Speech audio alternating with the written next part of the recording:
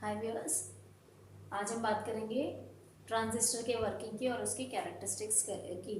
Input characteristics और output characteristics के बारे में बात करेंगे। इससे पहले के वीडियो में हमने ट्रांजिस्टर के बारे में डिस्कशन किया था और उस ट्रांजिस्टर के उसमें ट्रांजिस्टर के लिए आपका सारा कैसे बनता है ट्रांजिस्टर, उसका सिंबल क्या होता है, ये सारी चीज़ें मैंने आपको बताई थी। यदि आप उसको पढ़ना चाहते हैं तो हमारे चैनल को सब्सक्राइब कीजिए, वीडियो को लाइक कीजिए, शेयर कीजिए और अपने फ्रेंड्स के बीच में उसको ज़्यादा से ज़्यादा पहुंचाइए। अब हम आज बात करेंगे अपने ट्रांजिस्टर की वर्किंग की और कैरेक्टरिस्टिक्स की।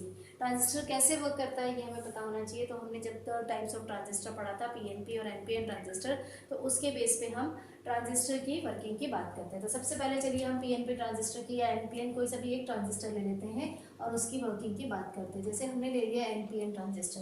अब हमें पता है कि हमारे पास एनपीएन ट्रांजिस्टर में हमने ले लिया एन हमारा एमिटर हो गया, पी हमारा बेस हो गया और एन हमारा कलेक्टर हो गया। तो ये हमारा हो गया एमिटर, ये हमारा हो गया बेस और ये हमारा हो गया कलेक्टर। अब इस बेस पे हम क्या करेंगे, सबसे पहले इसकी बाइसिंग की बात करेंगे। तो सबसे पहले हम ट्रांजिस्टर को बाइस करेंगे ताकि ये वर्किंग चालू कर सके। तो सबसे पहले हमें पता है कि एमिटर बेस जंक्शन हमेशा फॉरवर्ड बायस होता है। तो जब हम फॉरवर्ड बायस करेंगे तो ये एन टाइप है, तो negative part of the battery is connected to the n terminal of the transistor. तो ये आपका फॉरवर्ड बायस कंडीशन में आ गया। और यहाँ आपको जो आपका जो collector base junction it is always reverse bias, तो यहाँ पे एन है तो यहाँ आपका आ जाएगा positive of battery, negative of battery आपका इस तरह से कनेक्ट हो जाएगा। तो यहाँ नेगेटिव है और ये आपका पॉजिटिव है।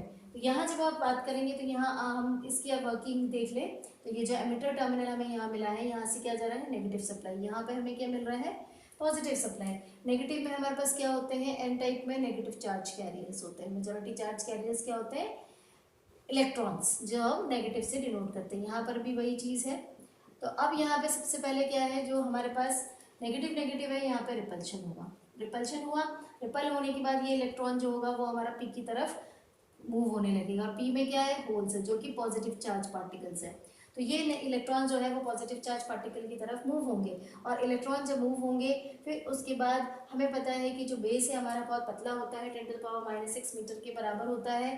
तो वहाँ पर क्या होगा कि कुछ इलेक्ट्रॉन्स यहाँ पे पॉजिटिव होल्स के साथ में कंबाइन हो जाएंगे और वहाँ रुक जाएंगे। बाकी इलेक्ट्रॉन्स जो है वो हमारा एन की तरफ ट्रांसफर हो जाएगा, मीन्स कैरेक्टर की तरफ ट्रांसफर हो जाएगा। तो जो यहाँ पे इलेक्ट्रॉन्स रह जाते हैं ओनली 5% और 95% of electrons is being transferred from P type to N type. वे इससे कलेक्टर की तरफ चले जाते हैं और ये कलेक्टर से हमारे पास देखो कलेक्टर टर्मिनल पॉजिटिव और बैटरी से कनेक्टेड है। तो ये हमारे पास क्या हो जाता है, इसकी तरफ अट्रैक्शन यहाँ पे हो जाएगा। तो इलेक्ट्रॉन्स जो है वो इस तरह फ्लो होगा और जो करंट है आपका आई करंट वो इस तरह से फ्लो होने लगेगा और आईसी करंट इस तरह से फ्लो होने पड़ेगा। ये जो बैटरी हमने कहाँ लगाया, एमिटर और बेस के बीच में लगाया है, तो ये वी बी ई और ये हमारा बेस और कैरेक्टर के बीच में, तो इसको नाम हम दे देंगे वी बी सी।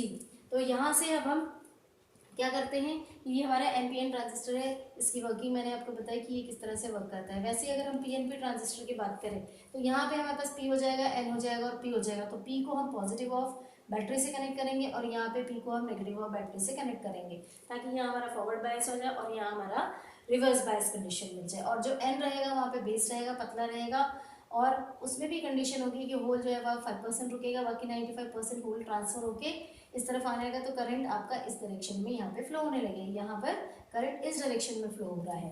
तो ये आपके एनपीएन ट्रांजिस्टर की वर्किंग है। यदि आप इसमें कनेक्शन बनाना चाहते हैं, जब हम कैरेक्टरिस्टिक्स की बात करेंगे तो ये मेन पॉइंट तो मैंने आपको बता दिया कि ये आपका कनेक्शन कैसे होता है फॉरवर्ड बायस और रिवर्स बायस की कंडीशन में। अब हम बात कर लेते हैं कि कैरेक्टरिस्टिक्स कैसे होती है इसकी। अब कैरेक्टरिस्टिक्स जो है हमारे पास दोनों इनपुट और आउटपुट टर्मिनल की बात करते हैं। अगर हम इसी डायग्राम को देखें तो उसमें हमें पता है कि ये एक पार्ट अलग दिख रहा है, एक ब्लॉक दिख रहा है, दूसरा ब्लॉक दिख रहा है। इसमें हमारे पास ये क्या है, इनपुट पार्ट है, ये हमारा आउटपुट पार्ट है।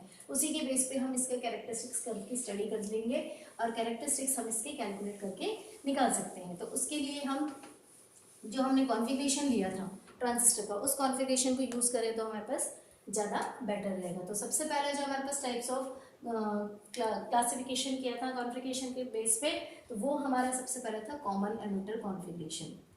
कॉमन एमिटर का कनेक्शन हम बना लेते हैं ट्रांजिस्टर के लिए, चाहे आप पीएनपी ले लीजिए चाहे एनपीएन ले लीजिए, उसमें कोई दिक्कत नहीं है। तो सबसे पहले हम कॉमन एमिटर के लिए ले लेते हैं। तो हमने क्या किया है, एक ट्रांजिस्टर बना दिया हमने जिसमें एमिटर हमारा कॉमन है। ये हमने कौन सा लिया है, एनपीएन ट्रांजिस्टर लिया है हमने। और सबसे पहले अब हम बात करते हैं इसकी बायसिंग की। ये हमारे पास एन है, ये पी है और ये एन है। This is emitter, this is base और दिस इज कलेक्टर। ये टर्मिनल है आपके पास, आपको पता है ये एन है ये पी है। तो आप इसे फॉरवर्ड बायस करेंगे, तो फॉरवर्ड बायस करने के लिए आपको क्या चाहिए, बैटरी का पॉजिटिव टर्मिनल आपको चाहिए यहाँ पे, और नेगेटिव आपका कहाँ चला जाएगा, एमिटर टर्मिनल पे चला जाएगा। तो जब ये कनेक्शन हमने किया है तो हमारे पास क्या है, एमिटर टर्मिनल कॉमन है किसमें, इनपुट पे और आउटपुट पे। तो ये जो बैटरी लगी इसका नाम क्या हो जाएगा, इसका नाम हम दे देंगे, किससे कनेक्टेड है, वी, बी और बी, क्योंकि ये बेस से कनेक्टेड है। अब हम यहाँ पे करंट मेजर करना चाहेंगे तो 1 मिली एम्पियर लगा दिया, या माइक्रो एम्पियर आप जो भी लगाना चाहें वो लगा सकते हैं। और आपको करंट मेजर करना है इस दो जंक्शन के बीच का, तो आपको क्या करना है, ये एन है ये पॉजिटिव और इससे पैरेलली कनेक्ट हो जाएगा। ये जो आपका वोल्टेज आप कैलकुलेट करेंगे ये आपका वी ई बी, ये वोल्टेज आपके पास मिलेगा आपको कैलकुलेशन में। अब हम आउटपुट की बात करें तो आउटपुट में जैसे हमने देखा ये एन है ये एन है, ये हमेशा फॉरवर्ड बायस कंडीशन में रहेगा, सॉरी रिवर्स बायस कंडीशन में रहेगा कलेक्टर। तो यहाँ पे आपका लग जाएगा पॉजिटिव ऑफ बैटरी और ये आपका कनेक्शन बन जाएगा। अब यहाँ पे फिर वही केस है कि यदि आपको इसमें कैलकुलेशन करना है वोल्टेज की, तो सबसे पहले आप बैटरी का नाम दे दीजिए, कलेक्टर से कनेक्टेड है, ये VCC हो जाएगा। हमने VCC नाम इसलिए दिया है क्योंकि E जो है वो हमारे पास क्या है, it is common to both input and output. अब मेजर करना है हमें कलेक्टर करंट, तो यहाँ पे हम 1 मिली एम्पियर लगा देते हैं जो करंट को मेजर करेगी। उसके बाद जो वोल्टेज इन दोनों के बीच में फ्लो हो रहा है वो कौन सा वोल्टेज होगा, उसको भी हम नाम दे सकते हैं। वोल्ट मीटर इसके बैटरी के पैरेलली कनेक्ट किया है हमने, तो हमारे पास इसका नाम होगा ई, हमारे पास कॉमन है दोनों में, ये किससे कनेक्टेड है, सी, तो VEC ये आपके जो करंट वोल्टेज फ्लो हो रहा है यहाँ पे उसका आप नाम दे सकते हैं। अब हम कैरेक्टरिस्टिक्स की बात करें, इनपुट और आउटपुट कैरेक्टरिस्टिक्स की, तो यहाँ पे कैरेक्टरिस्टिक्स कौन कौन से तरह के हो गए, पहला हो गया हमारे पास इनपुट कैरेक्टरिस्टिक्स। इनपुट कैरेक्टरिस्टिक्स की बात करें तो इनपुट कैरेक्टरिस्टिक्स में अगर हम देखें तो ये पहले वाला सर्किट हम देखेंगे, फर्स्ट पार्ट जहाँ पर हम इनपुट अप्लाई करते हैं सर्किट का, और सेकंड पार्ट जो है हमारा वो आउटपुट हमें प्रोवाइड करेगा। तो जो आउटपुट प्रोवाइड करेगा वो वाला पार्ट हम कांस्टेंट रखेंगे। इसमें हमारे पास जो वोल्टेज है, output voltage is made constant, तो आउटपुट वोल्टेज यहाँ क्या रहेगा, कांस्टेंट रहेगा। और आप जो इनपुट कैरेक्टरिस्टिक्स निकालेंगे वो किसके बीच में रहेगा, इनपुट वोल्टेज और इनपुट करंट के बीच में रहेगा।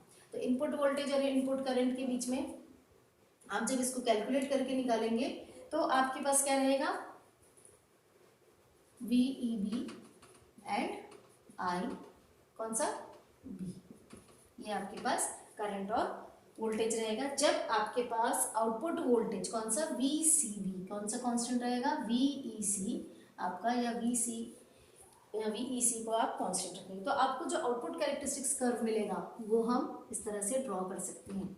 यहाँ पे VEB और IB के बीच में आपको कर्व मिलेगा, और जब आप इस कर्व को देखेंगे VEC या VCE को कांस्टेंट रख के तो आपको कर्व इस तरह का मिलेगा।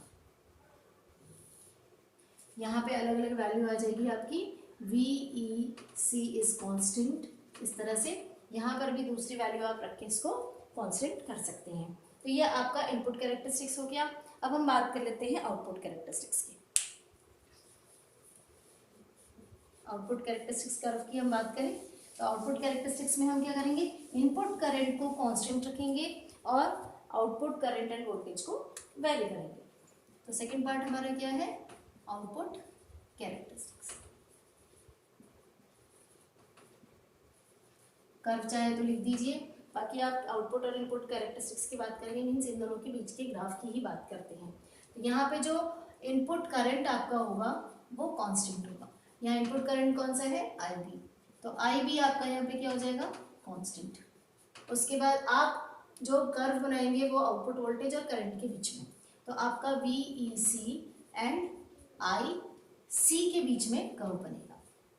तो जब हम इसका ग्राफ प्लॉट करेंगे तो हमारे पास VEC यहाँ हो जाएगा और IC हमारे यहाँ हो जाएगा। जब हम इसको प्लॉट करेंगे कीपिंग IV कांस्टेंट, तो आपको ग्राफ इस तरह का मिलेगा। आपको एक लेवल तक वोल्टेज के रिस्पेक्ट में करंट बढ़ता हुआ मिलेगा, उसके बाद आपको कांस्टेंट करंट फ्लो होने लगेगा और यहाँ पे आपके पास IB की वैल्यू जो होगी वो अलग अलग वैल्यू के लिए कांस्टेंट होती जाएगी। तो ये आपका input and output characteristics curve है। जब आप कॉमन एमिटर की बात करते हैं तो आपका जो कांस्टेंट वैल्यू है और आउटपुट इनपुट कैरेक्टरिस्टिक्स वो थोड़ी चेंज हो जाती है। जब हम कॉमन बेस की बात करेंगे तो उसमें बेस टर्म वाली जो पार्ट होगा हमारे पास, वहाँ पे बेस करंट हमारे पास नहीं होगा क्योंकि बेस कॉमन होगा दोनों के लिए। वैसे ही कलेक्टर के लिए आप चाहें तो उसको प्रैक्टिस करके देख लीजिए। यदि कोई डाउट हो तो आप प्लीज़ पूछ लीजिए, तो उसको मैं आपको क्लैरिफाई कर दूँगी। अब इसमें हमारे पास क्या है, 2-3 चीज़ हमें फाइंड आउट करनी होती है, तो मैं आपको शॉर्ट में सर्किट बना के आपको क्लियर कर देती हूँ। सबसे पहले जैसे हम कॉमन एमिटर की बात करें तो हमें पता है कॉमन एमिटर इस तरह से हम बनाते हैं। तो यहाँ पे जो करंट फ्लो होता है ये बेस है IB, आउटपुट जो हमें मिलता है वो IC है और जो IE है वो ग्राउंड हो जाता है। तो जब हम इसमें इनपुट रेजिस्टेंस की बात करें, इनपुट रेजिस्टेंस यदि हम कैलकुलेट करते हैं तो हमारे पास क्या है, हमें ओम्स लॉ पता है, V is equal to I R, तो R is equal to V by I। यहाँ V क्या है, इनपुट वोल्टेज क्या है आपका B और E के बीच में है। तो यहाँ पे आपका जो इंटरनल रेजिस्टेंस है जो आप कैलकुलेट करेंगे रेजिस्टर का इनपुट पे, सॉरी ट्रांजिस्टर का इनपुट पे, तो वो आपका हो जाएगा VBE बाई IB। उसी तरह से यदि आप आउटपुट रेजिस्टेंस कैलकुलेट करना चाहें, आउटपुट रेजिस्टेंस क्या हो जाएगा आपका, RO से डिनोट कर लीजिए। Again V by I, output पे क्या है, VC और E के बीच में है ना, तो VEC और आपका आउटपुट करंट क्या है IC, ये मिल जाएगा। और जो हमारे पास गेन फैक्टर है, यहाँ पे जो गेन मिलेगा हमें, थर्ड पॉइंट हमारे पास है गेन, जो कि हम करंट गेन के फॉर्म में निकालते हैं। तो करंट गेन हमारा क्या है, output current by input current. Output current क्या है हमारा IC और इनपुट करंट क्या है IB, तो ये हो जाएगा IC बाय IB। इसकी वेरिएशन की अगर हम बात करें तो हमारे पास जो फैक्टर मिलेगा दैट इज बीटा। तो कॉमन एमिटर में जो हमारे पास फैक्टर मिलेगा, बीटा मिलेगा, वो हमारे पास क्या है, गेन के फॉर्म में अगर हम निकालें तो एक्चुअली बीटा में आप वेरिएशन इसको नोट करेंगे तो del IC by del IB, ये आपका एक्चुअल रिलेशन मिलता है जो हम करंट एम्प्लीफिकेशन फैक्टर बोलते हैं। वैसे ही अगर हम कॉमन बेस के लिए जाते हैं तो हमें जो मिलेगा output by input alpha factor मिलेगा। इसमें output current by input current यदि आप कैलकुलेट करके निकालते हैं, ये कॉमन बेस में रहता है। तो कॉमन बेस में यदि आप चाहें तो इसको आप बनाकर देख सकते हैं, आपको थोड़ा इजी लगेगा। यहाँ पे आप कॉमन बेस बना लीजिए इस तरह से, तो आपको थोड़ा सा क्लियर हो जाएगा। यहाँ पे IE है, यहाँ पे IB है, यहाँ पे IC है, तो आउटपुट करंट कितना हो गया आपका IC बाय IE। तो alpha is equal to change in IC by IE, ये इसका करंट एम्प्लीफिकेशन फैक्टर है। वैसे आप कॉमन कलेक्टर के लिए भी निकाल सकते हैं। कॉमन कलेक्टर के लिए हम गामा से डिनोट करते हैं, तो कॉमन कलेक्टर के लिए यदि आप निकालें तो उसको आप गामा से डिनोट करेंगे, output current by input current. Common collector का आप चाहें तो बना लीजिए डायग्राम इस तरह से, ये बेस है आपका, ये एमिटर है, ये कलेक्टर है, तो IB IE और IC। तो output current by input current कितना हो जाएगा आपका IE बाय IB।